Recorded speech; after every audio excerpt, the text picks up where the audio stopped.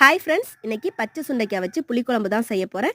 அதுக்கு ஒரு பேனில் 1 டீஸ்பூன் எண்ணெய் விட்டுட்டு 1/2 டீஸ்பூன் மிளகு, 1/2 டீஸ்பூன் ஜீரகம் சேர்த்து நல்லா பொரிஞ்சதும் ஒரு 10 சின்ன வெங்காயம், 4 பூண்டு பல், 1 கொத்து கருவேப்பிலை, 1 நாட்டு தக்காளி சேர்த்து நல்லா வதக்கிக்கலாம். வதக்குனதும் ஆறின பிறகு மிக்ஸி ஜாரில் சேர்த்து நல்லா பேஸ்ட்டாக மசாலாவை அரைச்சி எடுத்துகிட்டு வந்துட்டு மண் சட்டி வச்சுட்டு 2 டேபிள் ஸ்பூன் அளவுக்கு நல்லெண்ணெய் சேர்த்துட்டு 1/2 டீஸ்பூன் வெந்தயம், 1/2 டீஸ்பூன் கடுகு, 1 கொத்து கருவேப்பிலை, ஒரு 15 சின்ன வெங்காயம், 10 பூண்டு பல், 1 கப் அளவுக்கு பச்சை சுண்டைக்காவை எடுத்துட்டு நல்லா கல்லில் வச்சு தட்டிட்டு அதையும் சேர்த்து நல்லா வதங்கின பிறகு நம்ம அரைச்சி வச்சிருந்த மசாலா கூட 2 டேபிள் ஸ்பூன் அளவுக்கு குழம்பு மிளகாய் தூளையும் சேர்த்து அதனுடைய பச்சை வாசனை போகிற அளவுக்கு நல்லா வதக்கிக்கலாம். வதங்கின பிறகு எலுமிச்சப்பழ சைஸுக்கு புளி எடுத்து ஊற வச்சு கரைச்சி 1 கப் அளவுக்கு புளி தண்ணியை சேர்த்து கலந்து விட்டுறலாம்.